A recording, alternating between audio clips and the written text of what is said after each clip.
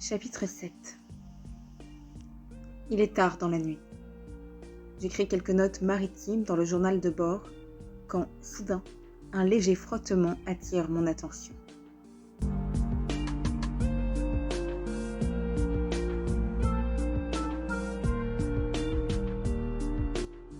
L'éclat blanc d'un petit bout de papier surgit entre le parquet et la porte. Je me précipite hors de ma cabine, mais la coursive est déjà déserte. Le morceau de papier a été arraché d'un livre. L'auteur du billet a pris soin de déchirer une page de garde, sans texte. Il n'y a rien d'écrit dessus, juste un rébut. Perplexe, je passe de longues minutes à examiner le message anonyme, sans en percer le mystère. Je me suis levée très tôt ce matin. Le soleil est à peine levé. Nous sommes à quelques miles des côtes. Sur les 3 îles qui nous font face, on peut compter 7 volcans. Ils doivent être encore en activité. Une épaisse fumée rampe le long de leurs flancs pour s'évanouir dans les forêts qui recouvrent la grande majorité du territoire. Il y a certainement des hommes sur ces îles, mais nous sommes trop loin, et la nuit est encore trop présente. Avec ma longue vue, je passe et repasse sur l'étendue sombre de ces terres sans rien voir. Pas de feu, pas de sentier, pas de culture, pas de village, rien. Aucun signe qui aurait annoncé une trace d'humanité. Je vais alors dans la grande cabine où Alwyn me sert le repas du matin. Je bois tranquillement mon thé, sans penser à rien en particulier. Je feuillette distraitement le cahier de croquis que Weber a laissé sur la table. Il y a là un étonnant portrait de Blick. Le visage du quartier-maître s'étale devant moi, comme vivant. Le regard étrange de son unique œil me fixe, un rictus déformant sa bouche. Je referme le carnet pour manger en paix. Aux armes! Aux armes! Prends le bas de combat! Tous les hommes sur le pont, aux armes! C'est King. Je me précipite hors de la grande cabine. En quelques minutes, tous les hommes sont à leur poste. Les soldats en position de tir, les marins une hache ou une pique à la main. À la faveur de la pénombre de la nuit qui finissait, des embarcations indigènes se sont glissées tout autour de nous. En quelques minutes, le Resolution est prise au piège. Nous sommes cernés. Des centaines de pirogues, des barques et des bateaux de toute taille nous encerclent. La flottille indigène doit compter plus de 300 embarcations sur lesquelles se tiennent plus d'1 millier d'hommes en armes. Nous réduisons la toile et jetons l'ancre. Nous ne sommes qu'à quelques centaines de mètres de la côte. La plage est maintenant entièrement recouverte par une foule de plus en plus dense. Je distingue de nombreux guerriers, mais King me signale également des femmes et des enfants. Je décide de descendre à terre. Les indigènes n'osent pas trop s'approcher de notre coque. Je choisis de mettre à l'eau la yole, plus légère et rapide à manier que la grande chaloupe. Williamson, Banks et 2 hommes de troupe m'accompagnent. Nous traversons très lentement la distance qui nous sépare de la plage. Les unes après les autres, les pirogues et les barques des indigènes s'écartent pour nous laisser passer. Quelquefois, notre coque frôle leurs embarcations et nos regards se croisent. Nous sommes si proches d'eux que nous pourrions les toucher. Williamson est pétrifié. Il serre la barre et regarde droit devant lui. Il est comme hypnotisé. Il retient son souffle. Banks est vert de peur. L'effroi et la terreur se lisent sur tout son corps. Il transpire et tord ses mains en faisant des nœuds avec ses doigts maigres et crochus. Les 2 soldats aux avirons sont aussi extrêmement tendus et nerveux.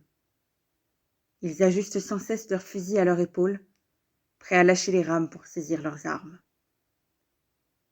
Nous fixons du regard les indigènes, guettant leurs moindres mouvements. Je suis à la fois excitée par notre rencontre avec ces hommes et effrayée à la pensée qu'il ne nous reste peut-être que quelques instants à vivre. À tout moment, l'un d'entre eux peut s'avancer vers nous, provoquer l'un de mes soldats et déclencher un effroyable carnage. Heureusement, après de longues minutes, nous arrivons sains et saufs sur la plage. Sur le Resolution, King attend mon signal pour m'envoyer la grande chaloupe avec une quinzaine d'hommes. Nous tirons la yole sur la plage. Les indigènes ne sont qu'à quelques mètres de nous. Je m'avance vers le groupe qui me fait face. Williamson est à mes côtés. Banks légèrement en retrait. Les 2 soldats, mousquets armés, protègent nos arrières. Les habitants de cette île n'ont pas l'air agressifs. Au contraire. Leurs traits sont plus proches de ceux des Tahitiens que des guerriers de Nouvelle-Zélande. Soudain, l'un d'entre eux se détache de la foule. Je vais vers lui, les 2 mains légèrement tendues, les paumes ouvertes. Nous ne sommes plus qu'à 2 pas l'un de l'autre. Je m'arrête. Il saisit mes mains et me regarde droit dans les yeux. Je lui souris et incline imperceptiblement la tête. Alors, l'homme tourne son visage vers les guerriers qui nous entourent et leur crie quelques mots brusques. Je sursaute et retire mes mains. Banks et Williamson saisissent leurs armes. Les soldats portent leurs mousquets à l'épaule. Mais tout autour de nous, les indigènes abaissent leurs lances. Des femmes viennent alors déposer sur le sable des fruits et des calebasses d'eau. Je me tourne vers le Resolution et je fais signe à King de débarquer. Nous installons ici notre camp de base. Bientôt, nous partirons explorer les autres îles de l'archipel. C'est un plaisir rare, quelque chose que je n'ai réalisé que quelques dizaines de fois dans ma vie. Et pourtant, ce sont toujours les mêmes gestes simples. J'ai déroulé ma carte du Pacifique, que je garde soigneusement dans un étui de cuivre, celle où sont retranscrites les données précises de longitude et de latitude de toutes les terres connues du Pacifique. Je l'ai posée sur mon pupitre éclairé par 2 lampes à huile. Alors, plaisir suprême, avec une plume fine et quelques gouttes d'encre, j'y ajoute ma découverte. Avec ces traits, je viens de dessiner pour l'éternité une nouvelle terre sur la face du globe. 1, 2, 3 petites taches au milieu du Pacifique. Elles y sont idéalement disposées, sur un axe stratégique entre l'Amérique et l'Asie. Enfin, j'inscris en lettres majuscules sous le nouvel archipel île Sandwich. Je tiens ainsi ma parole et donne à la première grande découverte de ce voyage le nom de Lord Sandwich, grâce auquel j'ai pu mener cette expédition. Je me verse ensuite un verre de Porto et m'endors, le sourire aux lèvres. Weber laisse toujours traîner ses carnets de croquis partout sur le navire. Chaque fois que je tombe dessus, j'en profite pour y jeter un coup d'œil. C'est très amusant. Il y a des portraits de marins, des scènes de la vie à bord, et, bien sûr, de nombreux dessins scientifiques sur la faune, la flore et les habitants des îles Sandwich. Ce matin, je ramasse l'un de ces carnets. Il est ouvert sur un dessin très intrigant. C'est une vue panoramique d'une plage, avec d'énormes vagues, comme d'immenses rouleaux d'eau, qui se fracassent en explosant sur le rivage. Le plus prodigieux, ce n'est pas la hauteur de la houle, mais les hommes qui se tiennent debout sur la crête des vagues. J'appelle Weber. Monsieur Weber, dites-moi, ce dessin, expliquez-moi, que font-ils? Et je lui désigne les petites silhouettes au sommet des montagnes d'eau. Quoi, ça? Me répond-il. Ah oui, capitaine, et c'est absolument étonnant. Ces hommes ont des planches de bois avec lesquelles ils glissent sur les vagues. J'en ai même vu un qui se faufilait à l'intérieur des rouleaux pour les traverser de part en part. C'était prodigieux. Mais bon sang, poursuis-je. Pourquoi font-ils ça?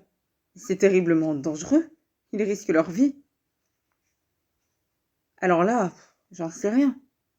Ce que je sais, capitaine, c'est qu'ils sont sacrément habiles sur leurs planches, les gars.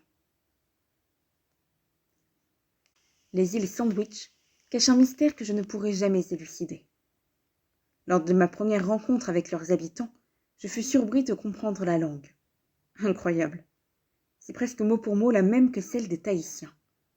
Seul l'accent diffère légèrement. Mais comment deux peuples séparés l'un de l'autre par des milliers de miles marins peuvent-ils parler la même langue? Banks pense qu'ils ont un jour traversé l'océan pour faire du commerce ou conquérir de nouveaux territoires. Mais je ne suis pas convaincue. Leurs bateaux sont si petits, si fragiles. Serait-ce possible? À moins qu'ils ne descendent d'une même ethnie qui, un jour, bien avant nous, traversera l'océan Pacifique pour peupler ces îles. L'équipage se plaît ici. La végétation est généreuse et le climat très agréable. Il fait bon. Un vent frais rafraîchit sans cesse l'atmosphère. Depuis plusieurs jours, nous visitons les différentes îles de l'archipel. Nous en avons découvert 5, que les habitants nomment Oahu, Tui, Oniau, Orewa et Taura. Banks et les scientifiques sont descendus de nombreuses fois à terre chercher de nouvelles espèces d'animaux et de plantes. Ils passent leur soirée à travailler sur leurs découvertes. Nous discutons de longues heures, tandis qu'ils dissèquent et dessinent ces extraordinaires spécimens, animaux et végétaux. Ici, c'est le paradis des hommes de science. Pendant le repas du soir, Anderson nous donne les résultats de son étude sur les fameuses méduses qui ne piquent pas. Je les ai complètement oubliées. Mais Anderson est un savant particulièrement obstiné. « Capitaine, monsieur Banks, messieurs, commence-t-il sur un ton emphatique, comme s'il se trouvait devant le haut comité scientifique du muséum. Je souhaiterais ce soir vous présenter le résultat de mes travaux. Pourquoi notre méduse n'avait-elle pas de tentacules urticants? Demande-t-il en extirpant l'une de ces bestioles immondes et visqueuses de son bocal. Eh bien, messieurs, d'après moi, certaines de ces méduses qui se développent dans les lagons et les lacs marins, comme celles que nous avons pêchées ici, Anderson agite l'animal au-dessus de la table, éclaboussant nos assiettes, n'ont pas besoin de se défendre, car elles sont à l'abri. Mais oui, c'est évident. Aucun prédateur ne peut franchir la barrière de corail. Les méduses sont donc protégées par la nature elle-même. Imaginez. Elles n'ont pas à lutter pour garder la vie sauve. Alors, dites-moi pourquoi la nature se fatiguerait-elle à développer leur défense? C'est la raison pour laquelle leurs tentacules ne piquent pas. C'est aussi simple que ça. Je suis assez dubitatif, mais Banks semble convaincu par la théorie d'Anderson et le félicite pour sa découverte. Anderson range alors sa bête gluante dans son bocal et je laisse mon assiette à moitié pleine. Il m'a coupé l'appétit avec ses tentacules. Depuis notre arrivée dans les îles Sandwich, un curieux petit insecte se promène dans ma cabine. Chaque jour, je me dis qu'il faut qu'Anderson vienne l'examiner, mais il risque de le mettre en bocal, et je préfère garder mon discret compagnon vivant. Nous apparions enfin pour le nord, vers le détroit de Bering. Je me retire tôt dans ma cabine pour écrire et finir les cartes de l'archipel. Assis à ma table ce soir, je pense à Omai. Je me dis que s'il m'a volé ce médaillon, ce n'est peut-être que pour me garder encore auprès de lui. Je ne peux m'empêcher de sourire à son souvenir. Un jour à Tahiti, il est venu me voir, accompagné de 12 femmes. C'étaient les guérisseuses qu'il m'avait promises. Après quelques minutes d'hésitation, j'acceptai de me déshabiller et me laisser masser entièrement nue par 24 mains. Cela dura une demi-heure. Elles m'ont laissé avec les muscles de tout mon corps aussi souples et légers que le jour de ma naissance. Le lendemain, elles sont revenues, ainsi que le surlendemain, et j'ai subi le même traitement jusqu'à ce que mon mal de dos disparaisse complètement. Ça a été miraculeux. J'ai laissé mes souvenirs de Tahiti pour me concentrer sur mes cartes et la route vers le nord que je dois tracer. Soudain, j'aperçois le petit morceau de papier tombé d'entre les pages du livre dans lequel je l'ai glissé. C'est le mystérieux rébus qu'un messager inconnu a glissé sous ma porte il y a quelques semaines. Brusquement, tout éclaire dans mon esprit. Le message est aussi limpide que s'il était écrit. C'est terrible. L'œil barré fait allusion à Blig et à son œil crevé qu'il cache sous un bandeau. La cuillère en bois, c'est l'instrument du cuisinier. Et le cuisinier, le cook. C'était donc moi. Sur le billet, le poignard est dirigé vers la cuillère. Blig pointe un couteau vers moi. Non de non, je viens de comprendre. Blig en veut à ma peau.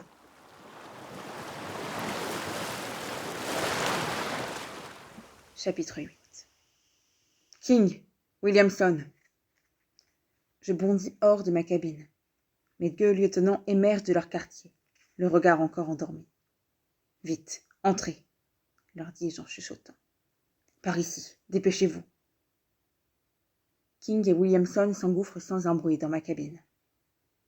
Sur le qui-vive, conscient qu'il se passe quelque chose de grave, mes seconds attendent mes explications.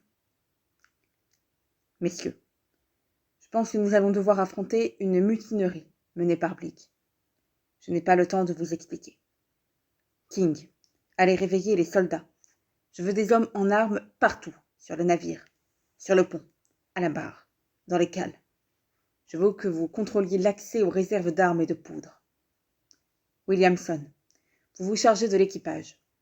Réunissez les hommes de confiance. Alwyn, Anderson, Gore. Moi, je m'occupe de Blig. Allons-y. Mais nous n'avons pas le temps de faire quoi que ce soit. Il est déjà trop tard. Restez là, capitaine, fis un geste. Par Saint-Georges, Blig et ses complices se tiennent dans l'encadrement de la porte. Les canons de leurs armes pointés contre nos poitrines. Nous sommes piégés. Cette crapule et ses hommes nous bâillonnent et nous attachent à la rambarde du pont arrière. De là où nous sommes, tout l'équipage peut nous voir. Et c'est précisément ce que recherchait Blig. Montrer à tous qu'il est à présent le maître à bord.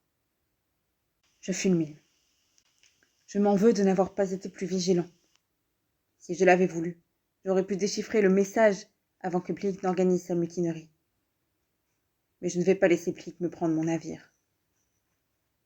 Maintenant, capitaine, crache-t-il, nous allons régler nos comptes. Vous n'avez plus nous envoyer taquiner la mort dans les tempêtes du Grand Nord. C'est fini tout ça.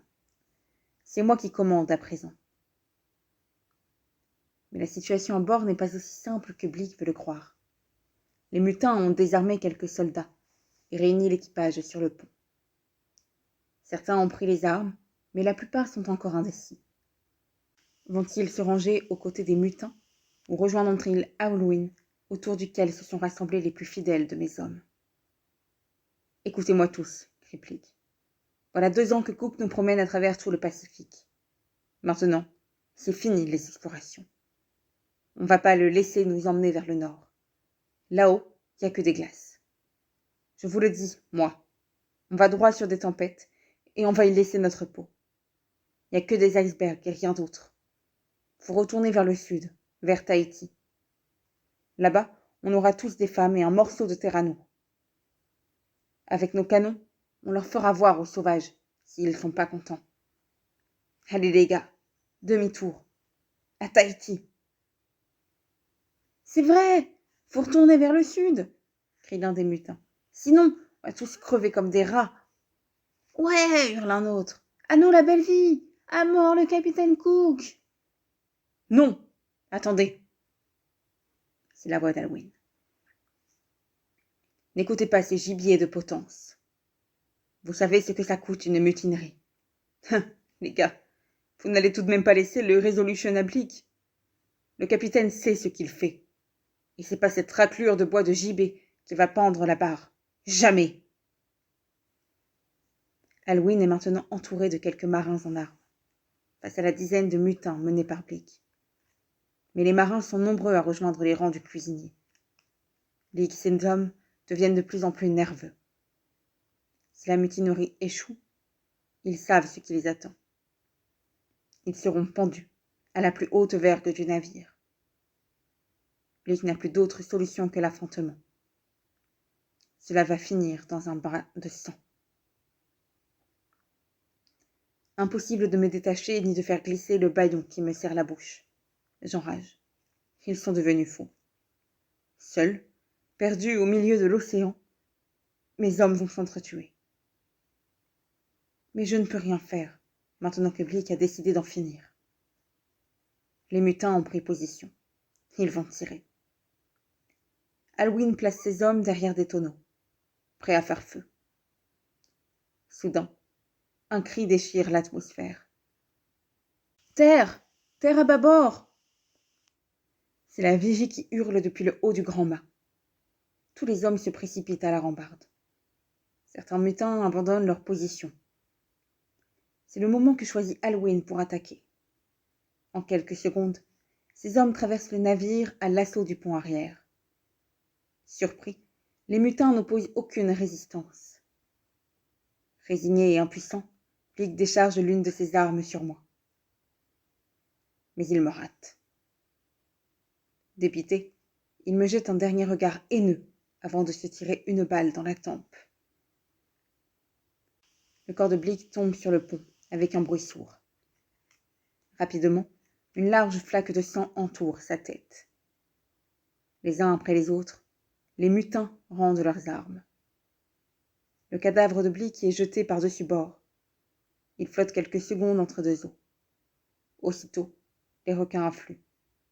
Un bouillonnement sanglant agite la surface de la mer. On peut apercevoir des morceaux de bras et de jambes que se disputent les squales. Blake ne mérite pas mieux. Que le diable l'emporte. Les complices du quartier-maître sont jetés au fer. Ils croupiront au cachot jusqu'à notre retour en Angleterre, où ils seront jugés par le tribunal militaire. Les autres, les lâches et les indécis, seront privés de solde pour 3 mois. Il nous faut des marins pour faire avancer ce navire. Nous avons définitivement quitté le Pacifique Sud. Il fait maintenant très froid. Un marin m'a dit avoir vu des petits blocs de glace flotter sur la mer. Le soleil est de plus en plus rare, caché par les nuages et les brumes qui envahissent l'horizon.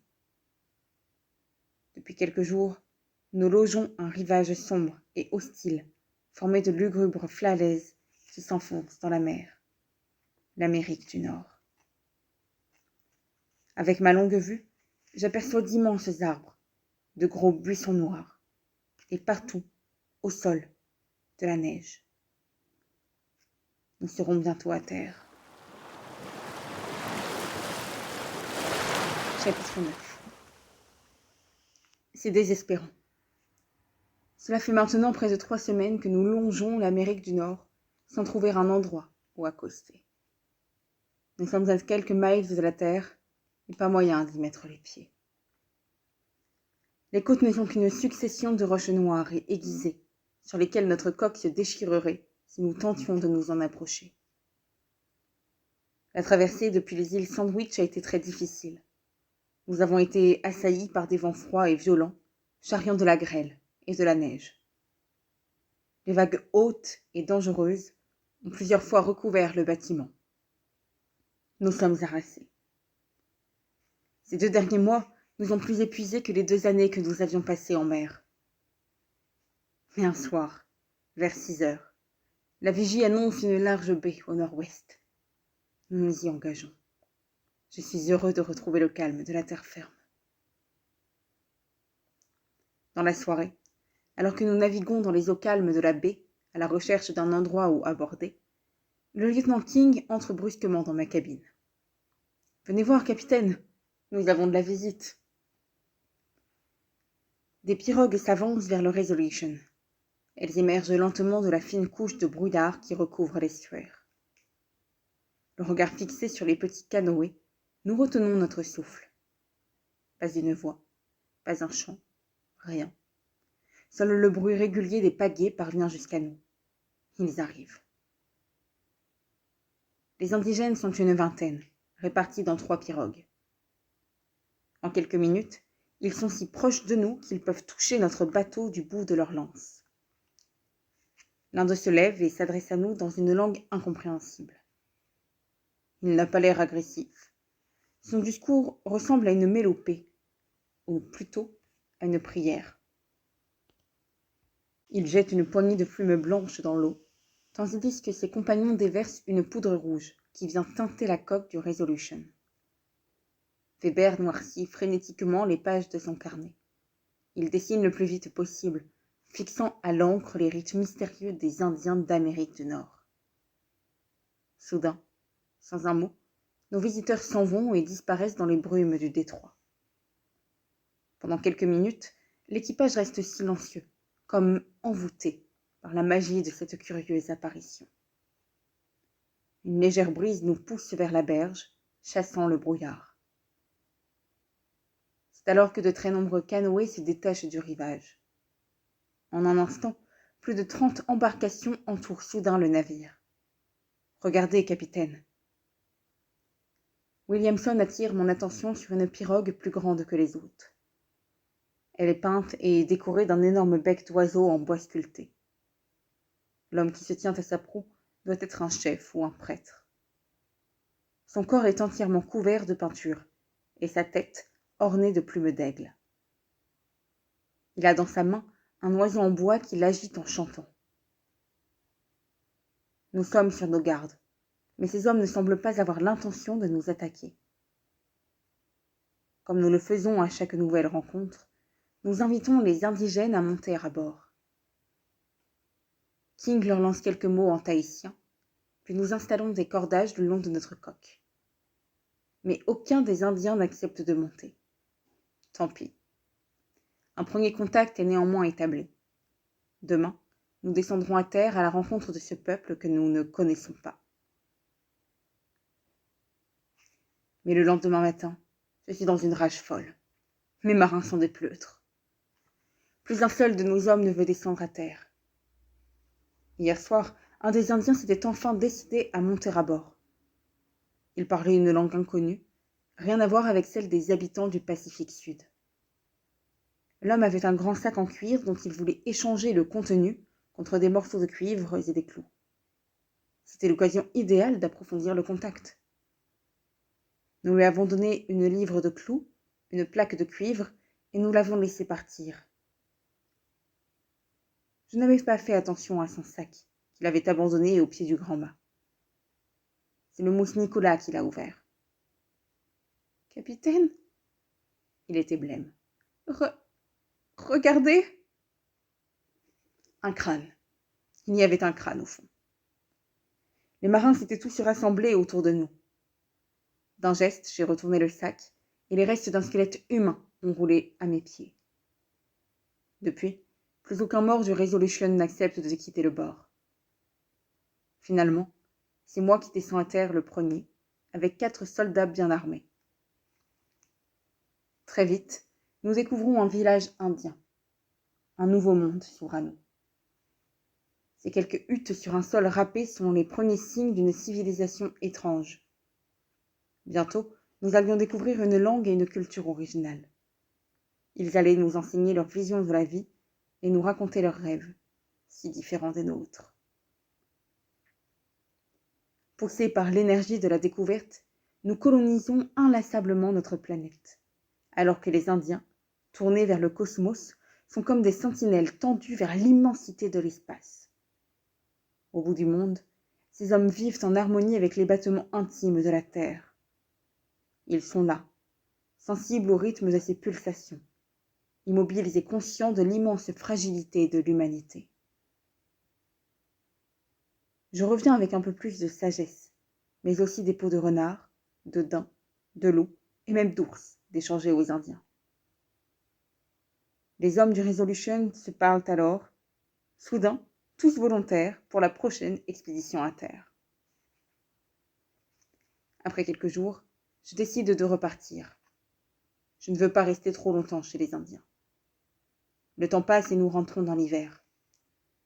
Encore quelques semaines et les glaces du détroit de Bering seront trop denses et empêcheront notre passage. Nous devons appareiller au plus vite.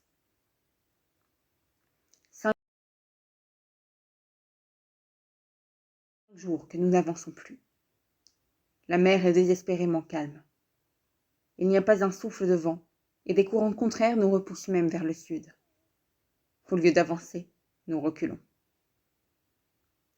Si cela continue, nous allons rater notre passage vers le pôle Nord. Il ne nous restera alors plus qu'à rebrousser chemin et passer l'hiver dans les îles Sandwich. C'est écœurant. Nous sommes si près du but. Les hommes de l'équipage jurent contre le vent qui laisse pendre nos voiles, humides et molles au-dessus de nos têtes. Heureusement, nous sommes sur des hauts fonds et King descend les ancres jusqu'au bout de leurs cordes. Elles ralentissent un peu l'effet des courants. L'ennui et la mauvaise humeur s'installent sur le pont. C'est Banks qui vient nous tirer de notre léthargie. Capitaine, je souhaiterais réaliser une expérience et mettre à contribution les hommes de l'équipage. Mais attention, je vous préviens, c'est dangereux. Tant mieux, lui dis-je. Je vous écoute. Joseph, nous n'avons rien à faire ici. Et si l'intérêt supérieur de la science nous évite l'ennui, alors je suis prêt à tout.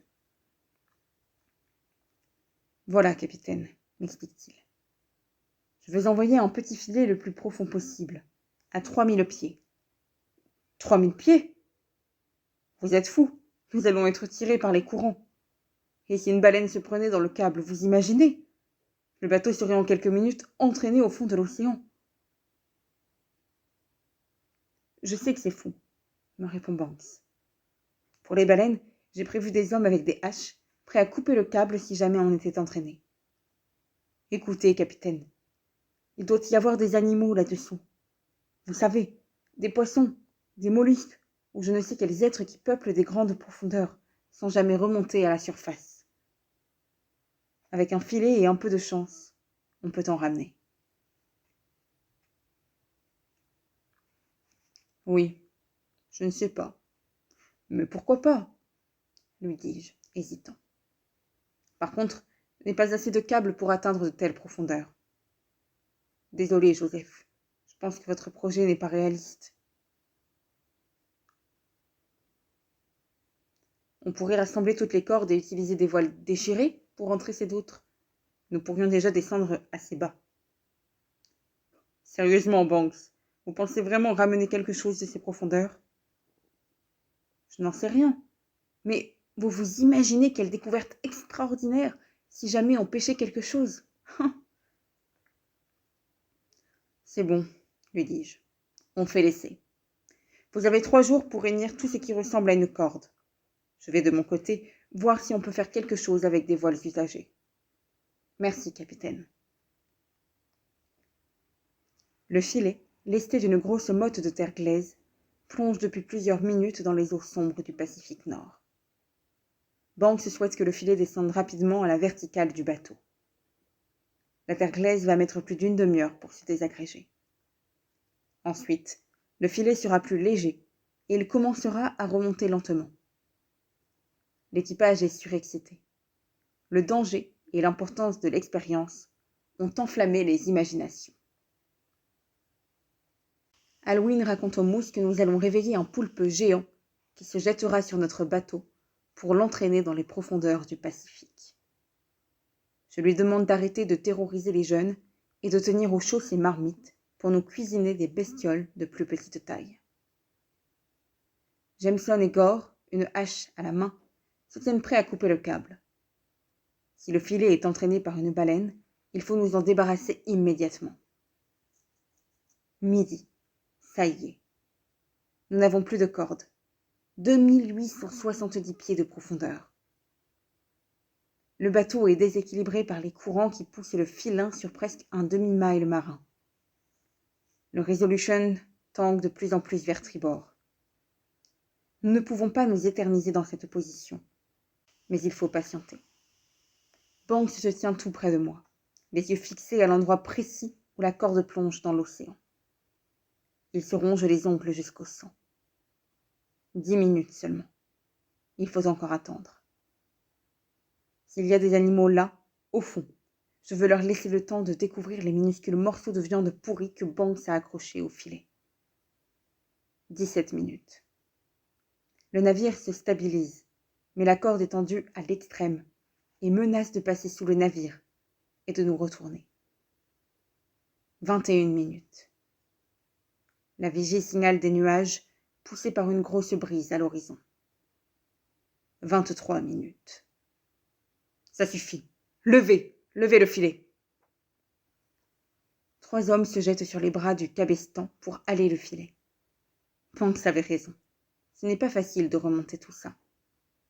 Mais il faut nous dépêcher. Les vents approchent. La poulie grince sous la tension.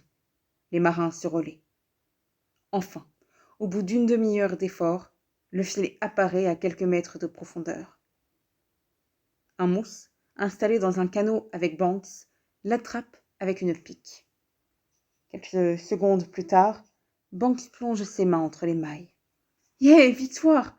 On en a un! Remontez-moi à bord! Remontez-moi! Regardez, c'est incroyable !» hurle-t-il. Je me précipite avec King. Déjà tous les hommes sont penchés au bastingage. Quelques minutes plus tard, Banks est submergé par l'équipage. Il serre contre lui un seau, comme s'il tenait un enfant. Il me le tend, l'air triomphant. Tout au fond du récipient, un animal rouge sombre se cache sous la paroi. On dirait une grosse écrevisse ou un mini-homard. Banks me reprend le seau pour disparaître dans la grande cabine, son équipe à ses trousses. Je n'arrive pas à dormir. Je passe donc la nuit à consigner minute après minute l'expérience de Banks. C'est un travail fastidieux, mais cela m'aide à tuer le temps.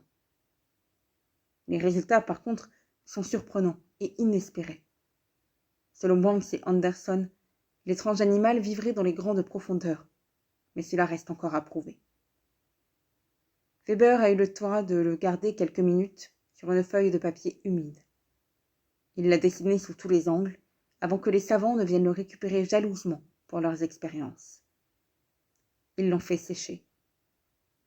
Il rejoindra les collections du Muséum d'histoire naturelle à Londres, si jamais, un jour, nous revoyons les côtes de l'Angleterre.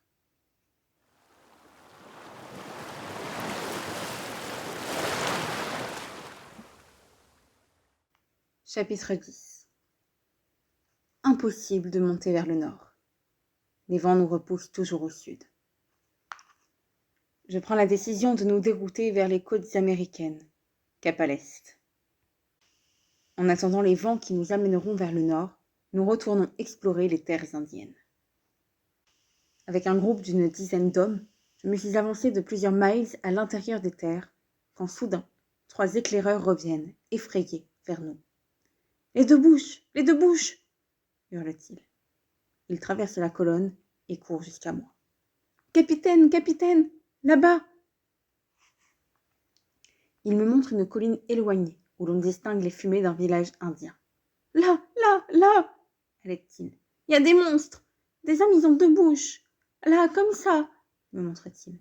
« L'une sur l'autre! Pleine dedans! Il y en a beaucoup! Des femmes, des enfants !»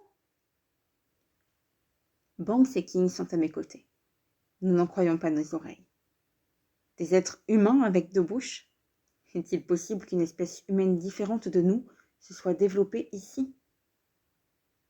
Nous devons le vérifier immédiatement. Je me place en tête de colonne, impatient de les voir. Je n'entends plus les paroles de Banks qui élabore des hypothèses scientifiques invraisemblables. Il faut que je sache tout de suite. Mon regard est rivé au sommet de cette colline où, peu à peu, je distingue les silhouettes mouvantes des 2 bouches. À notre arrivée, le village est désert. Plus aucune trace des habitants. Seuls quelques animaux traînent entre les tentes, des cochons, des poules et un chien qui aboie, se tenant à distance. Mon enthousiasme s'est peu à peu transformé en tension. Et si les 2 bouches préparaient une embuscade? Dans une tente, les cendres d'un feu rougeoient encore. Les Indiens ne doivent pas être loin. Banks et Williamson sont aussi de plus en plus nerveux, et les hommes progressent à travers le village avec une infinie prudence. Nous restons tous sur nos gardes, prêts à repousser une attaque. « Là, capitaine, regardez !» C'est Anderson qui les a vus le premier. Un petit groupe d'hommes se dirige vers nous, se cachant derrière les tentes. Ils doivent être 6 ou 7. Impossible de voir leur visage. Ils se déplacent trop vite et sont encore trop loin. Que personne ne tire. Restez où vous êtes et attendez les ordres, lâche King. Mes hommes se sont regroupés par 3. Je décide de laisser les 2 bouches s'approcher. Ils doivent avoir aussi peur que nous, alors pourquoi nous entretuer? C'est incroyable. Ils sont maintenant à moins de 20 mètres, et je peux distinguer leur bouche. L'une des 2 est tout à fait similaire à la nôtre. L'autre, juste au-dessous, est plus petite. On peut même y voir leurs dents quand ils sourient. Weber laisse tomber son fusil à terre et dessine aussi vite qu'il le peut. Les 2 bouches n'ont pas l'air agressifs. Ils ne portent aucune arme. L'un d'eux se dirige maintenant vers nous. Je m'approche de Banks et lui demande à mi-voix « Professeur, qu'en pensez-vous » ? Je n'en sais rien. C'est époustouflant. Je n'ai jamais vu ça. Ils auraient donc 2 mâchoires ? C'est incompréhensible, me souffle-t-il. L'homme est maintenant à quelques mètres de nous. Anderson se porte à sa rencontre. Ils se font face. L'Indien sourit de toutes ses dents. Puis Anderson se tourne vers nous, tout sourire lui aussi. Ce sont des coquillages. Des coquillages! À ce moment, une dizaine d'Indiens nous entourent. Il y a des hommes, des femmes et des enfants. Ils ont tous 2 bouches. Je m'accroupis pour examiner une petite fille. Sa seconde bouche n'est en fait qu'une incision sous la lèvre inférieure et à travers laquelle elle passe sa langue toute rose. Certains adultes y ajoutent des petits coquillages, ce qui renforce l'illusion d'une seconde bouche. Selon Banks, cette tribu utilise ce stratagème pour effrayer ses ennemis. C'est certainement très efficace. Vent du sud-sud-est, brise faible mais soutenue et favorable. Je décide de reprendre la mer. Nous quittons le territoire des 2 bouches et mettons cap sur le détroit de Bering et le Grand Nord. Par le diable, nous le trouverons, ce fameux passage vers l'Atlantique Nord. Cette nuit-là, nous perdons plus du quart de nos provisions. Vers 5h30, le Resolution est secoué par de violentes rafales de vent. Les vagues tapent dangereusement contre la coque. L'une, plus forte que les autres, roule sous le navire. Le bâtiment se soulève, grince de toutes parts sous l'effort. Soudain, en soute, l'une des cordes d'arrimage cède, puis d'autres, et c'est bientôt toute notre cargaison qui perd ses amarres. Dans les cales, c'est la catastrophe. Le fret suit maintenant les mouvements du bateau. Les caisses et les tonneaux, livrés à eux-mêmes, s'entrechoquent et éclatent, répandant des litres d'eau et des tonnes de nourriture dans les cales. Immédiatement, King et une demi-douzaine de marins se précipitent pour contenir la cargaison. Mais le mal est fait. Nous jouons vraiment de malchance. Nous n'avons désormais plus que quelques semaines de provisions. Le temps est ainsi toujours contre nous. Les glaces vont bientôt fermer la banquise. Joseph Banks est l'un des rares hommes encore debout lorsque, vers minuit, je monte sur le pont. Depuis quelques jours, il passe ses nuits l'œil collé à son télescope, installé sur le pont arrière, d'où il observe les étoiles, les planètes et les constellations. Le ciel est bien dégagé et nous observons longuement la lune, qui est pleine. Banks me montre de longues traces parallèles sur son sol déchiqueté. On dirait des canaux creusés par la main d'un géant. Puis il pointe son instrument vers des étoiles que je n'ai encore jamais vues. Des petites constellations qui, à l'œil nu, semblent n'être qu'une étoile un peu plus grosse que les autres. Je suis émerveillée par ces découvertes. Là-haut, juste au-dessus de nos têtes. Banks a de la chance. Il lui suffit d'un regard pour aborder quelque part, tout au fond du ciel étoilé, un territoire encore inexploré.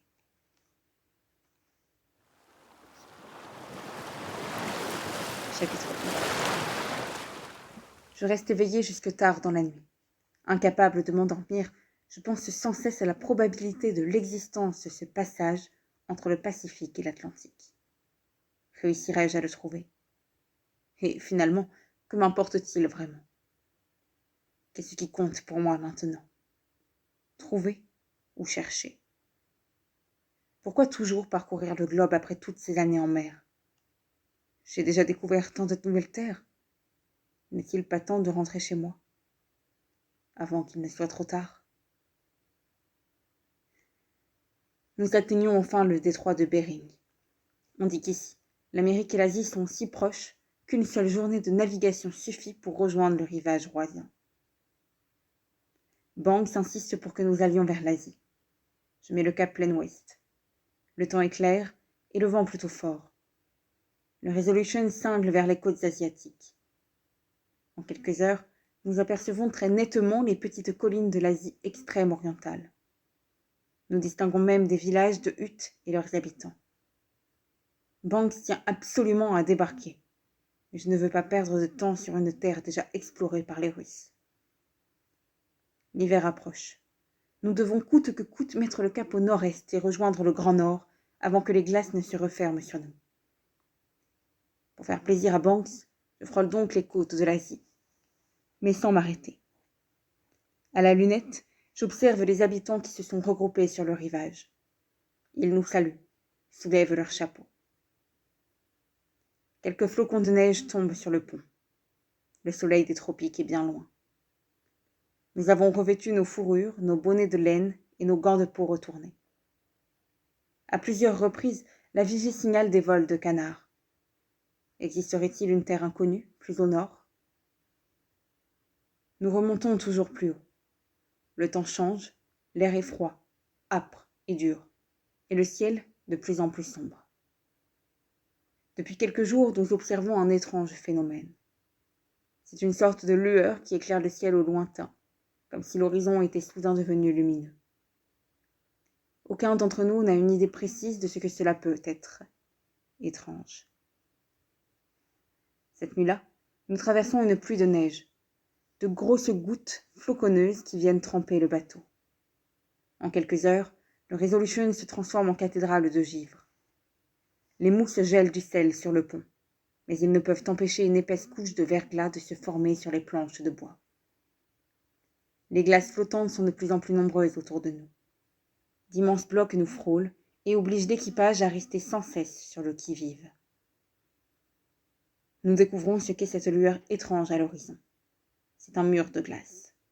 Une énorme et monstrueuse étendue de plusieurs dizaines de mètres de hauteur et qui s'étend à perte de vue. Vers 6 heures ce matin, nous avons abordé l'immense rivage gelé. Je fais mettre des chaloupes à la mer. Les lieutenants Williamson et King prélèvent des échantillons de glace. C'est curieux. Elle est poreuse sur la surface, mais extrêmement dure et translucide en profondeur, comme un bloc de verre. D'étranges animaux ont colonisé ces eaux du Pacifique Nord. Les fusiliers marins en abattent quelques-uns. Les scientifiques vont les disséquer avec attention. Ils ressemblent aux chevaux de mer que l'on rencontre au Canada, dans les eaux du Saint-Laurent, ou plus exactement à la description d'un animal doté d'énormes dents que les savants appellent morses, mais que je n'avais jamais vues auparavant. Cette nuit, 3 d'entre eux nous ont sauvés du naufrage. Les hommes de quart n'avaient pas vu un iceberg qui dérivait droit sur nous, et les cris de 3 bêtes perchées dessus ont attiré à temps leur attention. Cela n'a pas empêché Alwyn de nous servir du morse pour le dîner. Sa chair est sombre et son goût très fort. Cela n'est pas vraiment bon, mais tout de même meilleur que la bouillie d'Alwyn. Nous longeons le mur de glace pendant plusieurs jours sans découvrir la moindre trace d'un passage vers l'Atlantique. C'est désespérant. De la glace. Rien que de la glace. Et encore de la glace. Sur des kilomètres à perte de vue. Et ce que je craignais le plus est arrivé. Le froid est si intense que notre coque s'est peu à peu retrouvée bloquée par la mer gelée. Avec le lever du soleil, nous nous sommes dégagés, mais la saison froide est là. Et nous serons bientôt prisonniers des glaces. J'ai pris ma décision, seule. Enfermé dans ma cabine, accablé, le regard perdu sur mes cartes, je vais bientôt annoncer à mes hommes que nous rebroussons chemin. Je suis désespérée. Nous qui venons de passer des années en mer, nous sommes repoussés par le froid, bloqués par l'hiver. Nous allons donc mettre le cap au sud, contraints à retourner aux îles Sandwich, pour y attendre le printemps et la fonte des glaces, avant de remonter vers le nord. Notre expédition prend aujourd'hui plus de 5 mois de retard.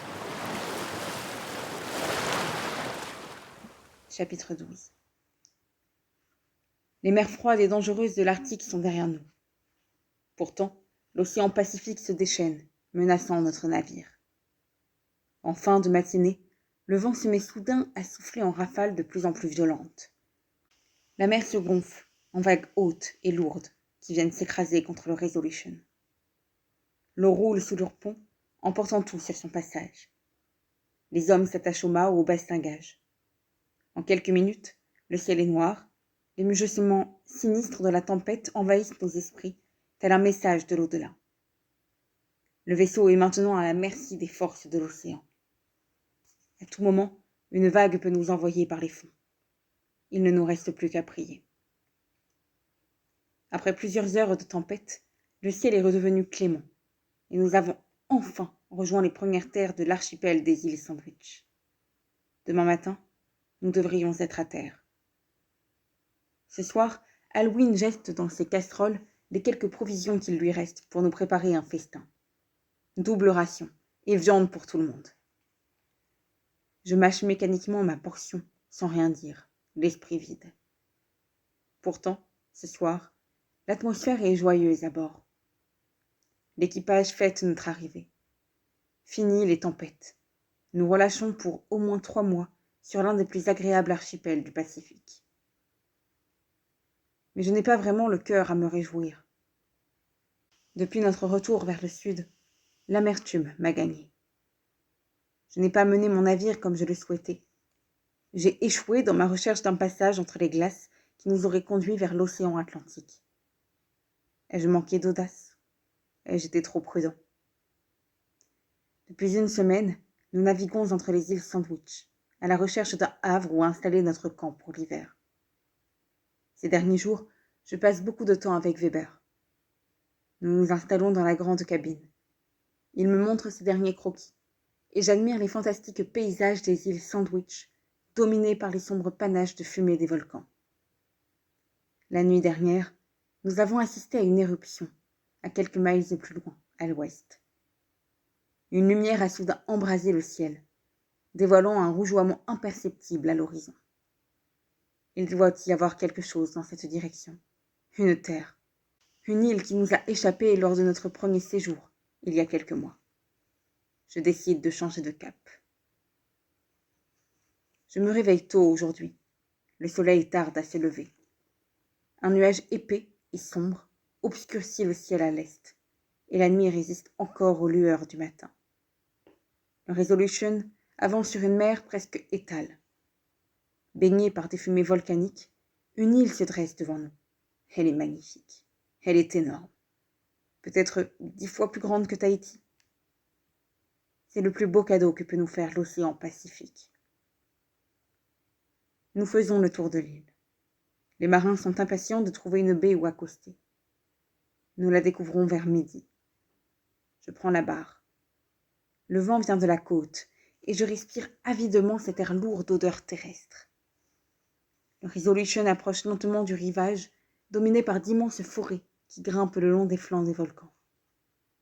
Nous jetons l'ancre au milieu de la baie. Cette île est certainement habitée, et je ne veux pas prendre le risque d'être attaqué par surprise. J'envoie King en reconnaissance. Après quelques heures d'exploration, King et ses hommes reviennent du rivage. Je braque ma longue vue sur sa chaloupe. King est debout, comme convenu. Il me fait un signe, le bras tendu et le poing fermé. Tout va bien. Nous pouvons débarquer ici pour y installer notre camp. Hawaï. Les habitants de cette île l'appellent Hawaï. Lorsque nous sommes approchés de cette terre, j'ai tout de suite su que nous avions fait une découverte exceptionnelle. Cette île est le trésor caché de l'archipel des îles Sandwich. Ce soir-là, je demande à King de partager mon dîner. Nous finissons ensemble une bouteille de vieux Porto que j'ai gardée pour les grandes occasions. Puis je glisse quelques pièces de monnaie dans la bouteille avec un morceau de papier sur lequel j'ai inscrit « Moi, James Cook, capitaine à bord du Resolution, de la Marine royale d'Angleterre. Je prends aujourd'hui, le 16 janvier 1779, possession de cette terre, au nom de Sa Majesté, le roi George. Demain, nous irons enterrer la bouteille sur l'un des sommets qui dominent la baie. Nous sommes heureux. Cela fait 5 jours que nous sommes à Hawaï. Nous avons bâti un camp sur la plage et le gros de l'équipage passe la nuit à terre. Banks et ses collègues dorment aussi là-bas. Ils ne veulent pas quitter des yeux leurs instruments. Cette nuit-là, King et moi dormons à bord du Resolution avec à peine une dizaine d'hommes. Vers 2h30 du matin, des centaines de pirogues envahissent la baie. En quelques minutes, nous sommes encerclés par des milliers d'Hawaïens. À terre, nos hommes se retranchent derrière la palissade du campement, mais ils ne peuvent rien pour nous. Curieusement, les indigènes ne bougent pas. Ils restent là, à quelques encablures du bateau. Enfin, le soleil se lève sur notre face-à-face. Les Hawaïens sont encore plus nombreux. Les eaux de la baie de Karakarua sont couvertes d'embarcations. Des centaines d'hommes nagent près de la coque de notre navire. À terre, une foule de plus en plus dense se presse autour du campement. Je suis à la fois effrayée et éblouie par ce spectacle imprévu. En quelques heures, l'atmosphère de la baie s'est entièrement transformée. Il y règne maintenant une confusion incroyable. Des milliers d'Hawaïens crient, chantent et dansent sur le rivage et sur des barques de toute taille. Je n'arrive pas à savoir si leurs chants sont pacifiques ou guerriers. « Capitaine ?» me demande King, l'air mi-moqueur, mi-inquiet. « Et s'ils se précipitaient sur nous pour nous découper sauvagement avant de nous manger ?» Ils ne veulent pas nous manger. Du moins, pas aujourd'hui. Je décide de rejoindre seul notre camp sur la plage. Une fois à terre, je pourrai organiser la retraite de l'équipage à bord du Resolution. Mais il faut d'abord que je traverse la forêt d'embarcations qui recouvre la mer entre le navire et le rivage. Seul, je guide lentement ma chaloupe entre les pirogues des Hawaïens qui s'écartent sur mon passage. J'essaie de ne pas les regarder. Je fixe un point loin devant moi, les yeux dans le vide. Mais il m'est impossible de ne pas croiser leurs regards. Que pensent-ils ? Que vont-ils me faire ? Me laisser passer ou me transpercer de leurs flèches avant que je n'atteigne la grève ? Leur visage ne laisse rien apparaître de leurs sentiments à mon égard. Je suis donc condamnée à avancer parmi eux, la peur au ventre. J'arrive sur la plage. Je tire ma barque hors de l'eau et je me dirige enfin vers le campement. Et là, sur l'immense étendue de la plage, tous les indigènes se jettent soudain face contre terre. Il n'y a plus un bruit. Ils se taisent, prostrés comme en prière. Je reste immobile au milieu de ces milliers d'hommes en dévotion. Je suis ahurie, complètement dépassée par la situation. Puis ils se lèvent, et je peux alors voir dans leur regard un sentiment d'infinie admiration et d'espoir. Enfin, ils refluent en silence dans la forêt, tandis que leur pirogue quitte la baie. Je reste là, tremblant, désemparé, égaré entre ma peur et mon désarroi. Nous passons 3 mois à Karakarua.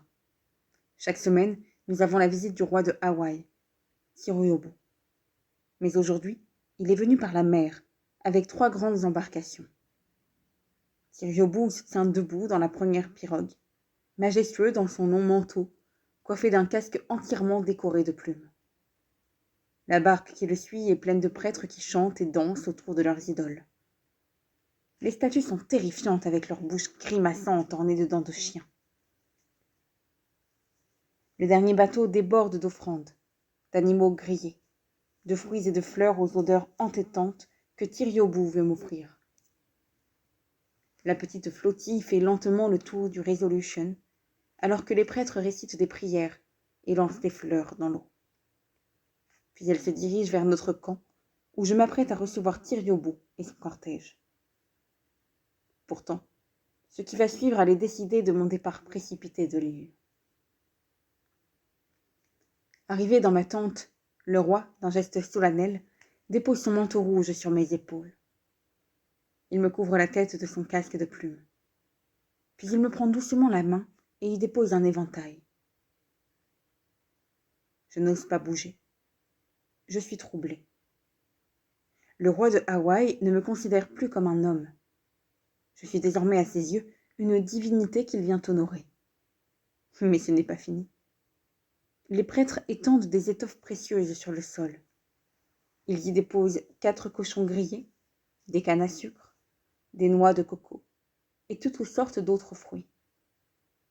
C'est alors que le grand prêtre Kaou entre dans la tente. Il tient dans ses bras une étoffe et une coiffe à plumes qu'il me tend. Ensuite, le roi, le grand prêtre et les autres hommes s'accroupissent devant moi, le visage contre terre. Je suis pétrifiée. Le casque emplumé sur la tête, un manteau rouge sur le dos, des offrandes et les plus hautes personnalités de l'île à mes pieds. Il faut pourtant que je réagisse. Je m'accroupis et plonge mes mains dans les fruits et les morceaux de viande que Tiriobu m'avait apportés. Je les lève alors au ciel, puis les porte à ma bouche. Lentement, je me mets à les manger. Des bouts de viande et de fruits glissent entre mes doigts. Un jus brunâtre coule de ma bouche et dégouline le long de mon menton. Enfin, je cesse de manger et je jette les restes de nourriture derrière moi. Le roi et les prêtres se relèvent. Sur leur visage se lit la satisfaction d'avoir été entendus. Puis je tends mes mains vers eux en disant « Que Dieu bénisse le roi Georges ». Je me couche tôt ce soir-là. La visite de mes adorateurs m'a épuisée. D'une semaine à l'autre, ils se font plus insistants. Bientôt, je serai définitivement considérée par les Hawaïens comme leur divinité suprême. Mais cette mascarade ne m'amuse plus. Je suis inquiet. Comment cela finira-t-il ? La dévotion de ces hommes à mon égard est trop forte. Impossible de les raisonner.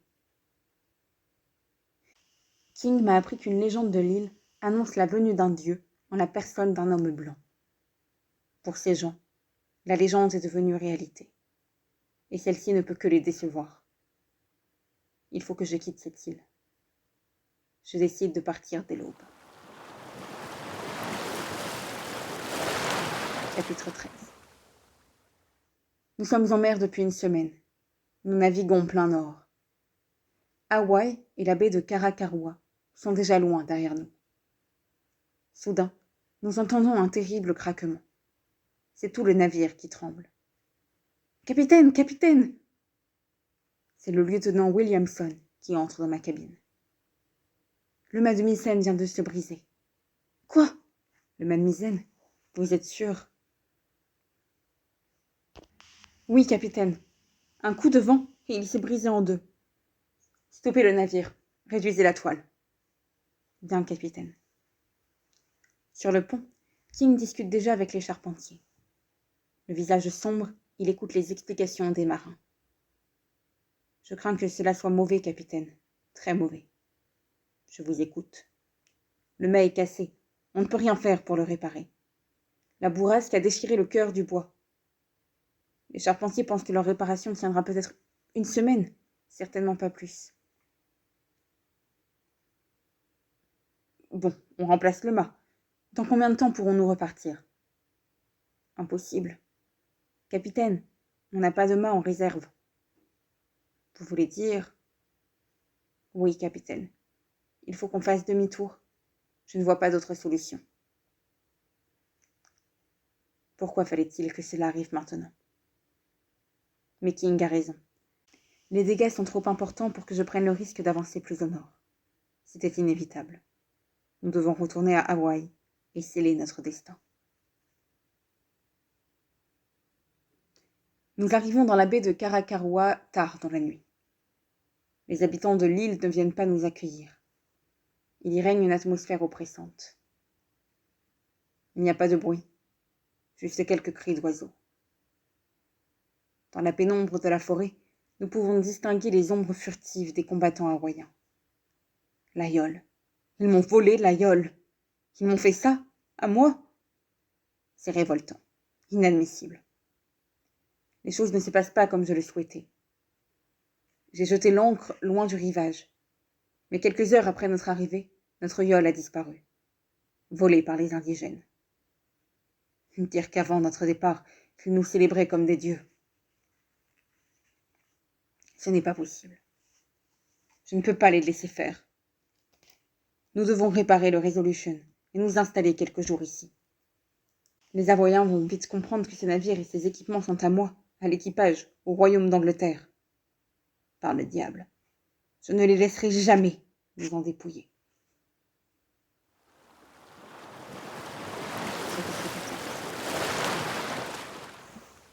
Londres, octobre 1780.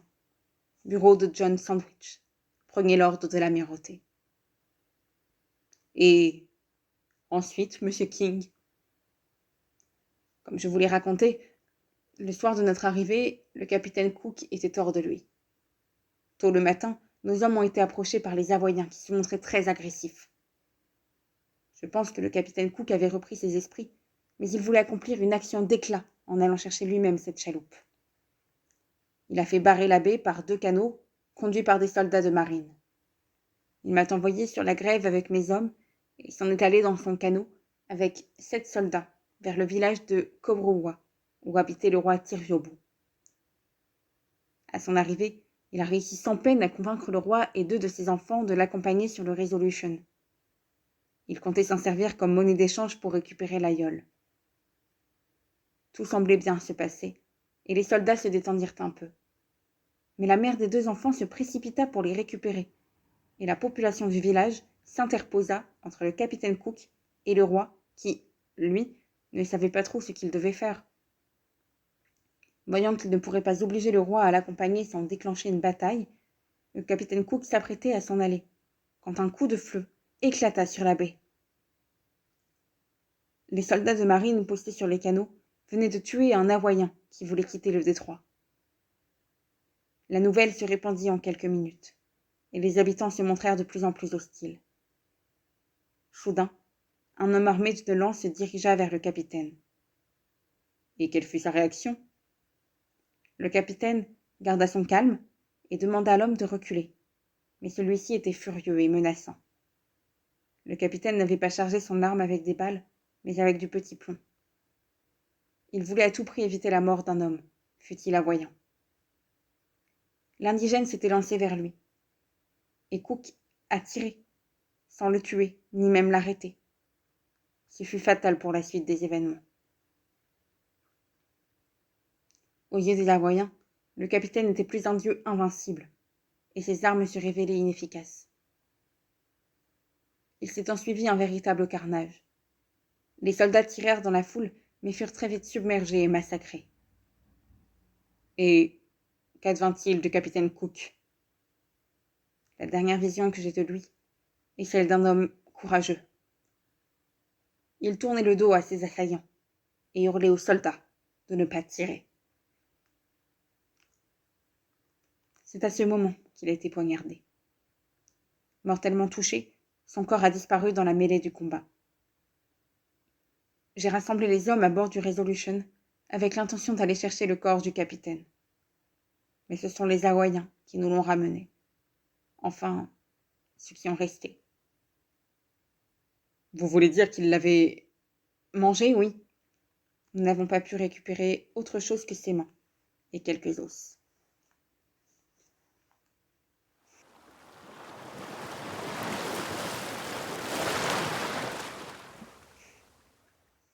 Épilogue. L'équipage du Resolution resta de longs jours accablé par la douleur. Les Avoyens étaient également abattus. Tous déploraient qu'un simple vol de chaloupe ait pu dégénérer en tuerie. Le Resolution quitta pourtant Hawaï avec l'intention de mener à bien l'expédition de son capitaine. Courageusement, l'équipage cingla vers le nord, passa à nouveau le détroit de Bering mais il ne trouva jamais de passage vers l'Atlantique et dut rebrousser chemin. Les hommes du Resolution abordèrent les côtes de l'Angleterre en octobre 1780, après plus de 4 ans et demi de voyage autour du monde.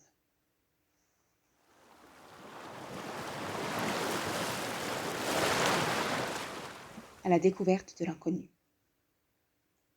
Au XVIIIe siècle, le monde n'était pas encore totalement exploré. Il restait notamment de nombreuses îles à découvrir dans les eaux éloignées du Pacifique.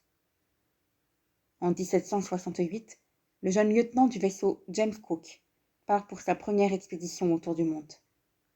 Il reviendra 3 ans plus tard, après avoir découvert des dizaines de nouvelles terres habitées. Dès lors, James Cook devient célèbre dans toute l'Europe et jusqu'en Amérique. Il repart 2 fois dans le Pacifique et explore les côtes de l'Australie, ainsi que la Nouvelle-Zélande, la Nouvelle-Calédonie, Tahiti et d'innombrables autres îles.